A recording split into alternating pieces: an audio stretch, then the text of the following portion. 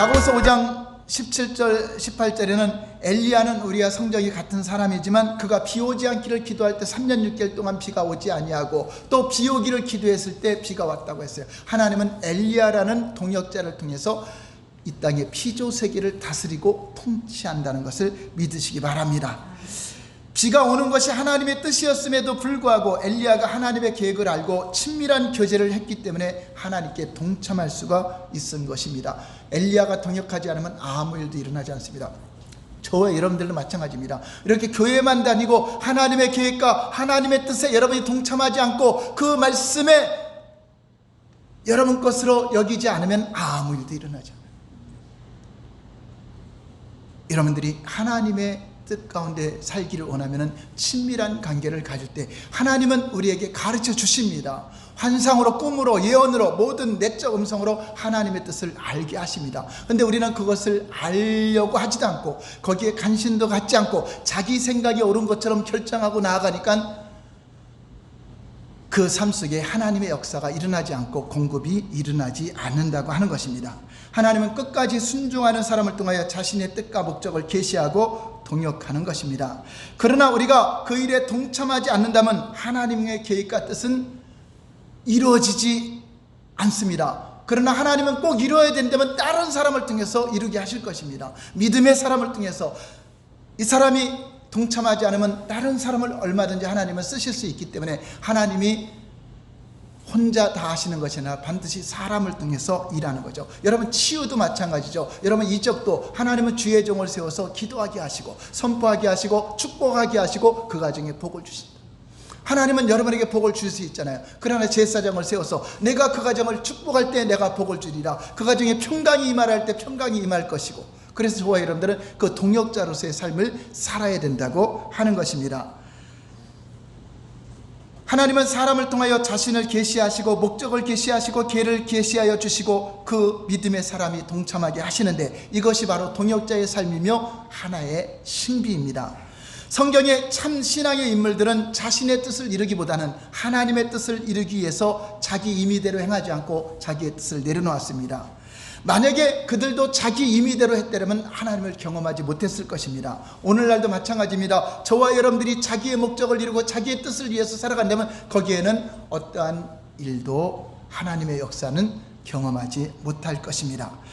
그러므로 참된 신앙생활은 내 뜻을 내려놓고 나의 삶 속에서 아버지 뜻이 무엇인지, 아버지의 목적이 무엇인지 친밀한 관계를 통해서 깨달아 알고 순간순간 주님의 도움을 구하는 삶이 되어야 됩니다. 그래서 성경은 이렇게 말합니다.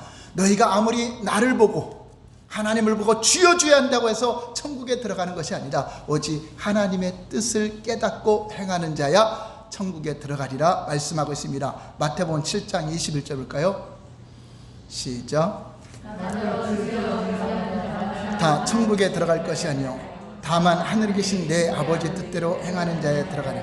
여러분들이 어떤 선한 행위를 행해 들어간다는 것이 아니라 아버지 뜻 가운데 여러분 믿음을 가져야 된다는 것입니다. 아버지 뜻은 아들을 보고 믿는 자마다 영생을 얻는 것인데 그 뜻대로 여러분들이 아무리 하나님께 주여 주여 해도 예수님을 거부하고 예수님을 주인으로 영접하지 않는다면 그것은 아무리 하나님을 믿고 율법을 잘 지키고 규례를 명령을 잘 지켜도 그것은 다 하나님을 떠난 자가 된다는 것입니다.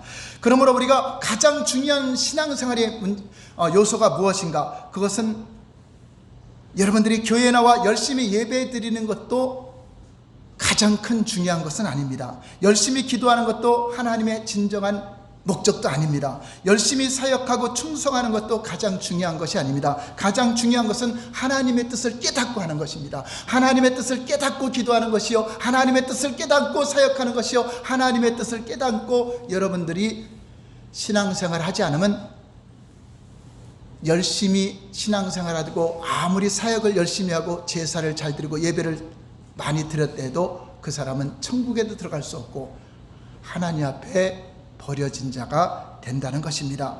마태복음 7장 22절 23절 볼까요?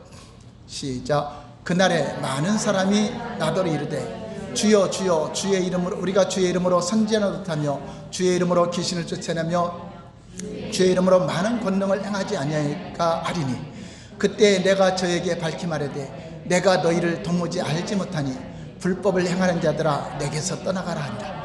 자, 앞에 그 내용들은 주의 이름으로 선지자노도 하고 예언 사역도 하고 주의 이름으로 귀신 쫓아내는 권능 있는 사역도 하고, 이 정도면 주님 나를 알아주지 않겠습니까? 하늘에 상급이 있고 이 정도면 하나님 날 기억해 주지 않고 얼마나 열심히 사역했습니까? 그러나 너희는 다 나를 떠나가리라. 내가 너희를 알지 못한다. 도무지 알지 못한다. 왜 그렇죠?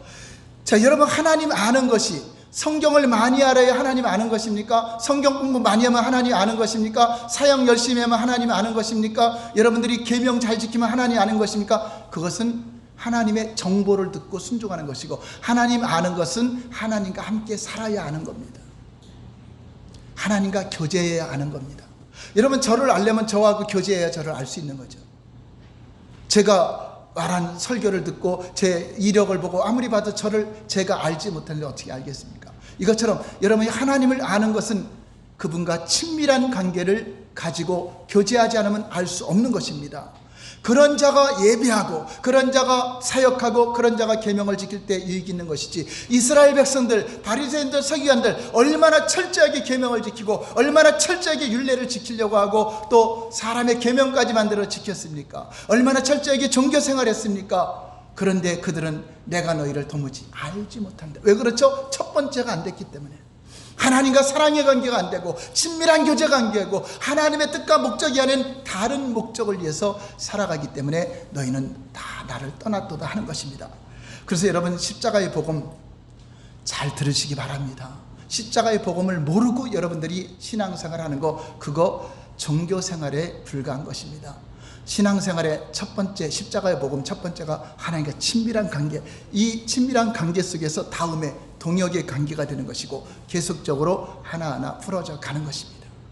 하나님과 친밀한 사랑의 관계. 여러분, 친밀한 관계를 누리는 것은 하나님의 얼굴을 구하는 것인데, 마음을 다하고 뜻을 다하고 성품을 다하고 목숨을 다하여 사랑하라고, 하나님을 사랑하라고 하는 것은 나의 전 존재로 하나님을 사랑하는 것이 가장 첫 번째 되는 계명이기 때문에 이것을 무시하고 다음 단계로 여러분 아무리 열심히 해도 그것은 하나님과 상관없는 일이 될 수 있다는 것입니다. 그러므로 저와 여러분들이 이제 살아가면서 하나님과의 초점을 가지고 내 앞에 계신 그분을 인정하시고 그분을 사랑하려고 하고 그분과 연애하시고, 연애하는 게 힘든 게 아니잖아요. 행복한 거잖아요. 너무나 쉬운 거잖아요. 너무나 단순한 건데 여러분이 믿음을 가져야 돼요. 반드시 하나님이 내 앞에 계신 것과 그가 나를 부른 자에게 응답하시고 상 주시고 말씀하시는 분임을 믿을 때 여러분들에게 동일하게 역사하실 것이고, 여러분 남은 생이 참으로 하나님께 인정받는 생애가 될 것입니다. 그러므로 가장 신앙의 중요한 핵심은 친밀한 교제입니다. 그래야 하나님 말씀에 청종하고 하나님의 뜻과 목적을 깨달아 알 수 있고, 그리고 그 행하심을 보고 내가 온 삶으로 하나님께 동참하는 삶, 이것이 하나님이 우리에게 원하시는 삶입니다. 할렐루야. 기도하겠습니다.